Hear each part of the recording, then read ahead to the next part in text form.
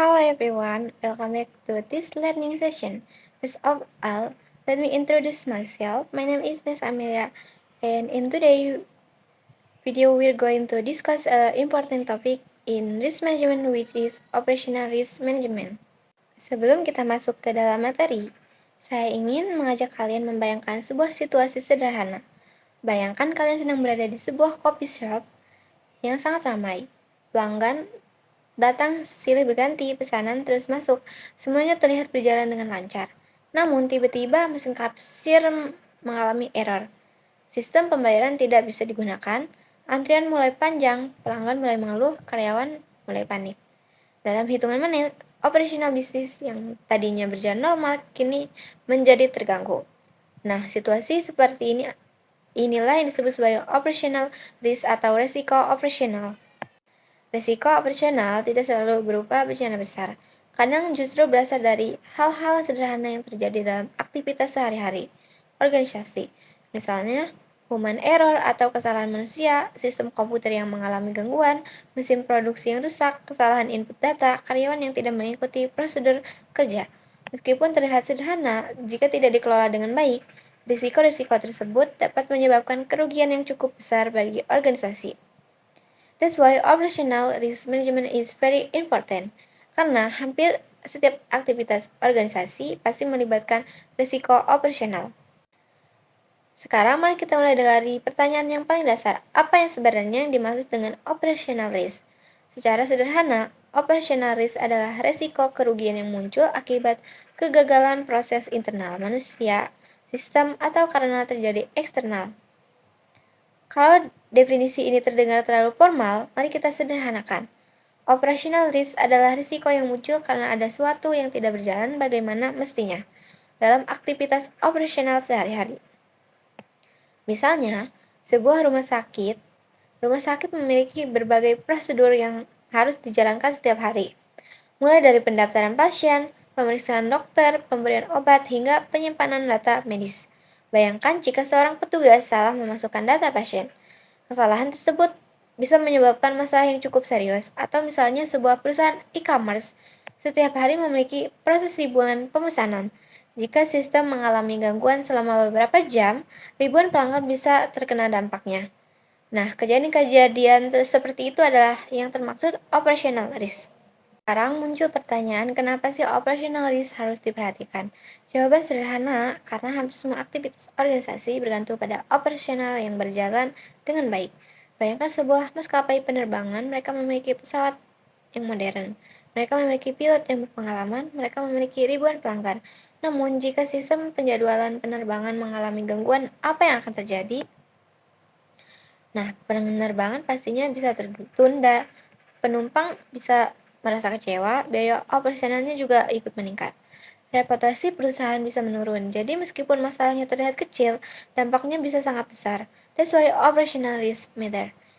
Karena risiko operasional dapat mempengaruhi keuangan perusahaan, kualitas layanan, kepuasan pelanggan, produktivitas karyawan, reputasi organisasi. Semakin besar organisasi, biasanya semakin kompleks pula risiko operasional yang terjadi. Untuk memahami risiko operasional dengan lebih baik, kita perlu mengetahui sumber-sumbernya. Secara umum, terdapat 4 sumber utama operational risk. Yang pertama, human risk. Sumber pertama adalah manusia. Manusia merupakan aset paling penting dalam organisasi. Namun, manusia juga bisa menjadi sumber risiko, karena setiap orang bisa melakukan kesalahan. Contohnya, salah input data, salah mengirim email, salah menghitung transaksi jika mengikuti prosedur kerja. Misalnya, seorang pegawai bank salah masukkan angka saat melakukan transaksi. Kesalahan tersebut mungkin terlihat kecil, namun dampaknya bisa mencapai jutaan bahkan miliaran rupiah. Karena itu, organisasi perlu memberikan pelatihan yang baik kepada karyawannya. Yang kedua adalah proses. Setiap organisasi memiliki prosedur kerja. Jika prosedur tersebut tidak efektif atau tidak dijalankan dengan baik, risiko operasional akan meningkat. Contohnya, sebuah perusahaan memiliki prosedur pemeriksaan kualitas produk yang kurang ketat. Akibatnya, produk cacat lolos ke tangan pelanggan. Pelanggan menjadi kecewa, keluhan meningkat, reputasi perusahaan menurun. Masalah tersebut sebenarnya berasal dari proses yang tidak berjalan dengan baik. Yang ketiga adalah sumber berikutnya adalah sistem dan teknologi. Saat ini hampir semua organisasi menggunakan teknologi, mulai dari komputer, software, database, hingga sistem cloud. Teknologi memang membantu pekerjaan menjadi lebih cepat. Namun, teknologi juga dapat mengalami gangguan, misalnya server down, website error, sistem pembayaran gagal, database rusak. Nah, bayangkan sebuah marketplace mengalami gangguan sistem saat ini. Saat hari promosi, ribuan transaksi bisa gagal dalam waktu singkat. Kerugian yang muncul tentu sangat besar. Selain faktor internal, ada juga faktor eksternal. Faktor eksternal adalah kejadian yang berasal dari luar organisasi. Contohnya bencana alam, kebakaran, pandemi, gangguan listrik, atau serangan cyber. Meskipun organisasi tidak dapat mengendalikan kejadian tersebut, mereka tetap harus mempersiapkan diri, karena dampaknya bisa mengganggu operasional bisnis secara signifikan. Nah, di sini kita masuk ke konsep operational risk management. Secara sederhana, operational risk management adalah proses untuk mengidentifikasi, menilai, mengendalikan, dan memantau risiko operasional agar organisasi dapat mencapai tujuannya dengan lebih aman dan efektif. Operational risk management bukan berarti menghilangkan semua risiko, karena dalam dunia nyata tidak ada organisasi yang bebas dari risiko. Yang bisa dilakukan adalah mengurangi kemungkinan terjadinya masalah dan meminimalkan dampaknya jika masalah tersebut benar-benar terjadi. Mari kita bahas langkah-langkahnya. Langkah pertama adalah mengidentifikasi risiko. Sebelum mengatasi masalah, kita harus tahu dulu masalahnya apa yang mungkin terjadi. Organisasi biasanya mengajukan beberapa pertanyaan seperti, apa yang bisa salah? Di bagian mana risiko mungkin muncul? Aktivitas apa yang paling rentan mengalami gangguan? Apa saja potensi yang penyebab kerugian? Sebagai contoh, sebuah restoran mungkin mengidentifikasi risiko seperti karyawan terlambat masuk kerja, mesin kasir rusak, bahan baku habis, kesalahan pesanan pelanggan, gangguan listrik. Semua resiko tersebut harus dicatat dan didokumentasikan karena semakin banyak resiko yang berhasil diidentifikasi sejak awal, semakin mudah organisasi mempersiapkan langkah pencegahannya. Setelah risiko ditemukan, langkah berikutnya adalah menilai tingkat risikonya. Tidak semua risiko memiliki dampak yang sama. Ada risiko yang sering terjadi tetapi dampaknya kecil. Ada juga risiko yang jarang terjadi tetapi dampaknya sangat besar. Karena itu, organisasi perlu menilai dua hal utama. Pertama adalah kemungkinan terjadinya risiko, kedua adalah besarnya dampak yang ditimbulkan. Misalnya keterlambatan satu karyawan mungkin cukup sering terjadi, namun dampaknya relatif kecil. Sebaiknya, kebakaran gudang mungkin jarang terjadi, tetapi jika terjadi, dampaknya bisa sangat besar. Dengan melakukan penilaian risiko, organisasi dapat menentukan prioritas utama yang harus dilakukan terlebih dahulu atau ditangani terlebih dahulu. Setelah mengetahui tingkat risiko, organisasi harus menentukan tindakan pengendalian.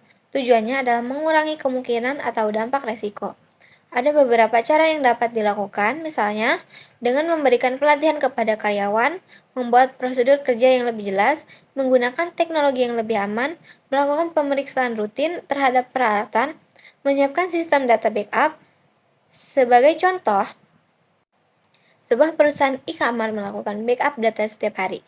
Mengapa? Karena jika sistem utama mengalami gangguan, data masih dapat dipulihkan. Hal ini membantu mengurangi dampak kerugian yang mungkin terjadi. Pengendalian dilakukan, pekerjaan belum selesai, risiko harus terus dipantau. Mengapa? Karena kondisi organisasi selalu berubah, teknologi selalu berubah, pasar berubah, kebutuhan pelanggan berubah, dan risiko juga ikut berubah. Oleh karena itu, organisasi perlu melakukan evaluasi secara berkala, misalnya audit internal, evaluasi produser kerja, pemeriksaan sistem teknologi, peninjauan laporan insiden. Dengan monitoring yang baik, organisasi dapat mendeteksi masalah lebih cepat sebelum menjadi lebih besar. Langkah terakhir adalah perbaikan berkelanjutan. Organisasi yang sukses tidak dapat berhenti belajar, tetapi setiap masalah yang terjadi harus dijadikan pelajaran. Jika terjadi kesalahan, organisasi harus mencari tahu penyebabnya Jika ditemukan kelemahan, organisasi harus memperbaikinya. Dengan cara ini, sistem manajemen risiko akan semakin kuat dari waktu ke waktu. Sekarang mari kita lihat contoh sederhana. Bayangkan ada sebuah coffee shop bernama Morning Cafe. Kopi ini sudah cukup populer di daerahnya. Pelanggan datang setiap hari, bisnis berjalan lancar, namun pemilik usaha menyadari bahwa berbagai risiko operasional bisa saja terjadi. Misalnya mesin kopi rusak, karyawan utama mengundurkan diri, sistem pembayaran mengalami gangguan, bahan baku terlambat datang. Pemilik usaha kemudian mulai menerapkan operational risk management. Dia membuat jadwal perawatan mesin secara rutin. Dia melatih beberapa karyawan agar memiliki kemampuan yang sama. Dia bekerja sama dengan lebih dari satu supplier, dan dia juga menyediakan metode pembayaran alternatif. Akibatnya, setiap suatu hari mesin kopi mengalami kerusakan, bisnis tetap bisa berjalan. Pelanggan tetap dilayani, kerugian dapat diminimalkan. Ini adalah contoh sederhana bagaimana operational risk management bekerja dalam dunia nyata. Meskipun penting, penerapan operational risk management tidak selalu mudah. Ada beberapa tantangan yang sering dihadapi organisasi, terutama kurangnya kesadaran terhadap risiko. Kadang-kadang, organisasi merasa semuanya baik-baik saja sehingga mengabaikan potensi masalah. Kedua, keterbatasan sumber daya. Tidak semua organisasi memiliki dana atau tenaga yang cukup untuk mengelola risiko secara optimal. Ketiga, perubahan teknologi yang sangat cepat. Setiap perkembangan teknologi menghadirkan peluang baru sekaligus risiko baru. Keempat, faktor manusia. Sebagus apapun sistem yang dimiliki organisasi, kesalahan manusia tetap bisa terjadi. Karena itu, operational risk manajemen harus menjadi tanggung jawab seluruh anggota organisasi, bukan hanya manajemen saja. Setelah memahami proses dan tantangan, sekarang mari kita lihat manfaat yang diperoleh organisasi. Dengan operational risk management yang baik, organisasi dapat mengurangi kerugian operasional, meningkatkan efisiensi kerja, meningkatkan kualitas layanan, menjaga kepuasan pelanggan, melindungi aset organisasi, meningkatkan produktivitas, menjaga reputasi perusahaan, mendukung pencapaian tujuan bisnis. Singkatnya, operational management membantu organisasi bekerja dengan lebih aman, lebih stabil, dan lebih efektif. Jika ada satu hal yang perlu diingat dari materi ini, maka hal tersebut adalah operational risk tidak dapat dihindari. Namun, operational risk dapat dikelola. Kesalahan manusia mungkin terjadi, gangguan sistem mungkin terjadi, masalah operasional mungkin terjadi.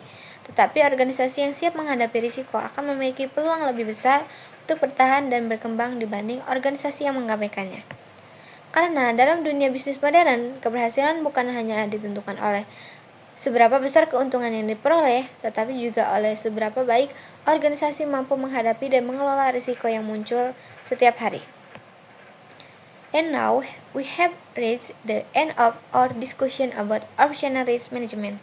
Today we learned the operational risk in the risk of loss resulting from failures in people processing system or external event. Kita juga telah mempelajari berbagai sumber risiko operasional, mulai dari human risk, process risk, system risk, hingga external risk. Selain itu, kita membahas langkah-langkah penting dalam operational risk management, yaitu risk identification, risk assessment, risk control, risk monitoring, continuous improvement. Dari pembahasan tersebut, kita dapat memahami bahwa risiko operasional merupakan bagian yang tidak terpisahkan dari setiap organisasi, baik perusahaan kecil, startup, rumah sakit, bank, maupun perusahaan multinasional. Semuanya menghadapi risiko operasional setiap hari. Namun, organisasi yang mampu mengidentifikasi, mengendalikan, dan memantau risiko dengan baik akan lebih siap menghadapi tantangan di masa depan. Okay, thank you for your attention. Bye-bye.